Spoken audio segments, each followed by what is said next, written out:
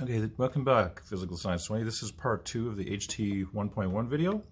So we talked about how a thermometer generally works when it's placed into a region that's warmer than the alcohol inside the thermometer. So of course, hotter particles move faster. What about putting into a colder area? Okay, so we put in a cold area, the glass particles of the thermometer collide with slower moving particles of the substance, transferring energy to them. This causes the glass particles to slow down. So think about if the thermometer is warmer than the area that's outside, the glass particles slow down, transferring energy to the outside. So this slows down. In turn, the particles of the mercury or alcohol collide with the slower particles of the glass, transferring energy to them.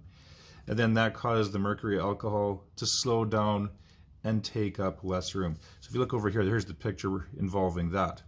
So particles from the glass transferring energy to the outside, which means the liquid will transfer energy to here. So these particles will slow down.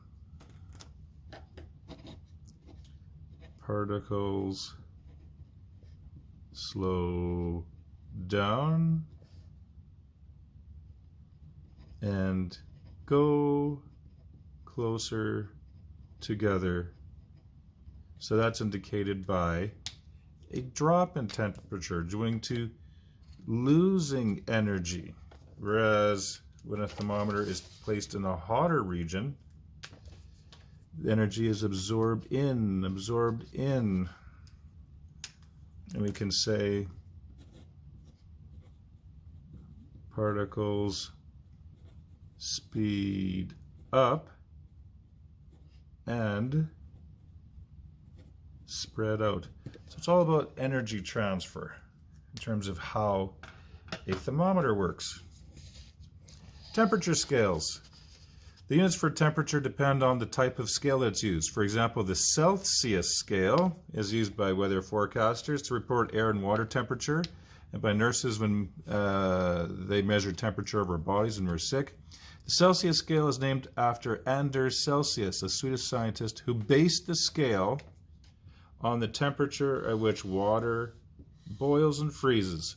On the Celsius scale, pure water freezes at 0 and boils at 100.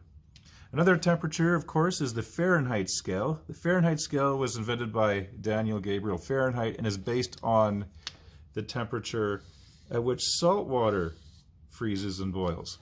On the Fahrenheit scale, pure water freezes at 32 degrees Fahrenheit and boils at 212 degrees Fahrenheit. Although the Fahrenheit scale is still used in the United States, it is not considered a metric unit. Although the conversion of Celsius to Fahrenheit and vice versa can be accomplished by the following equations. So if you have your temperature in Celsius, multiply by 9/5, add 32, you'll get the Fahrenheit scale. If you rearrange and solve that equation for Fahrenheit, your Celsius, I think I have this backwards, I think. This should be Celsius, and this Fahrenheit. There we go. So multiply by 1.8 and add 32. Okay, actually, this one here is right. So to find your Fahrenheit scale, Celsius times 9/5, or that's 1.8. So I kind of wrote the same equation here twice. So this should be temperature Celsius is equal to your, if I just rearrange this equation, so you're going to be subtracting 32, then multiplying by 5/9. There we go. So I'll get you to rewrite that there, gang. Sorry about that. Oh, and then I go and I smudge it. So here, I'll rewrite that. So temperature, degrees Fahrenheit, minus 32. So you subtract 32 first, then multiply by 5/9. And I'm not going to highlight that because I'll smudge it. Scientists often don't use Fahrenheit or degrees C. They use what is referred to as the Kelvin scale to measure temperature. The Kelvin scale was created by Irish scientist William Thomson, also known as Lord Kelvin. The The Kelvin scale is not based on freezing and boiling points of water or brine. It's based on something else. It's based on the amount of thermal energy something possesses.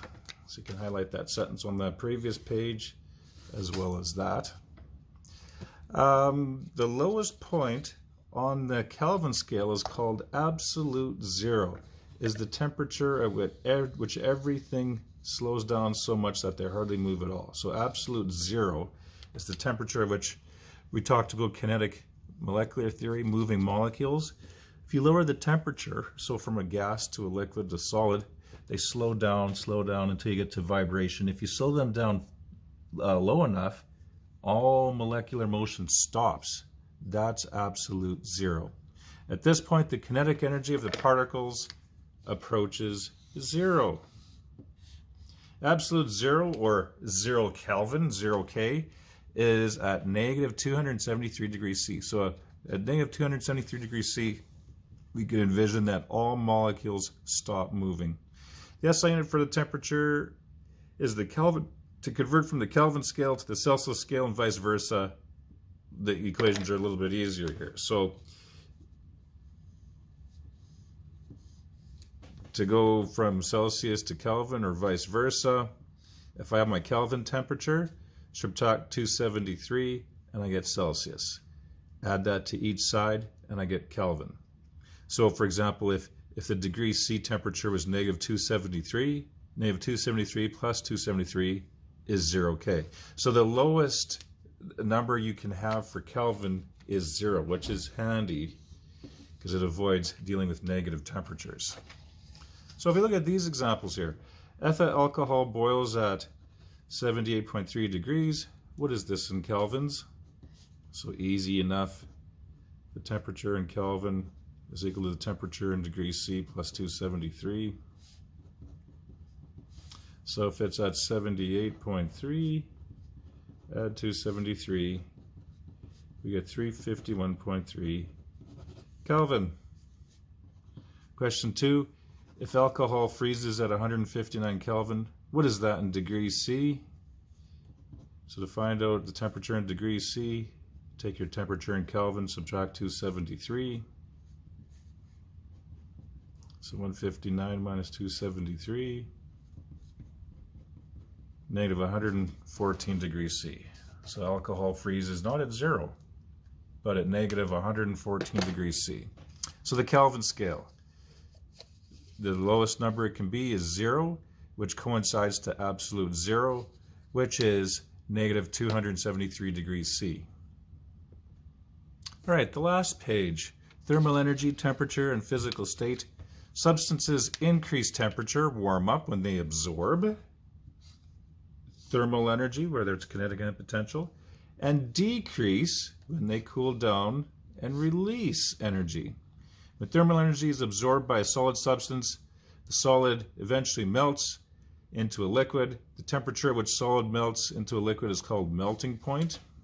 Conversely, when a liquid is cooled down, it freezes, and that's called the freezing point. For most substances, the melting point is the same as the freezing point. If a liquid absorbs enough energy, it eventually becomes a gas. That is called the boiling point.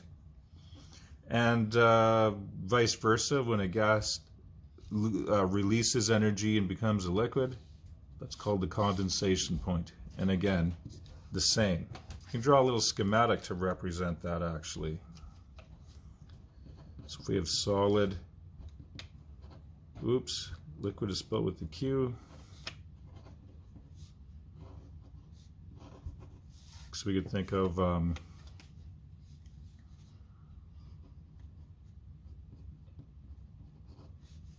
melting, boiling,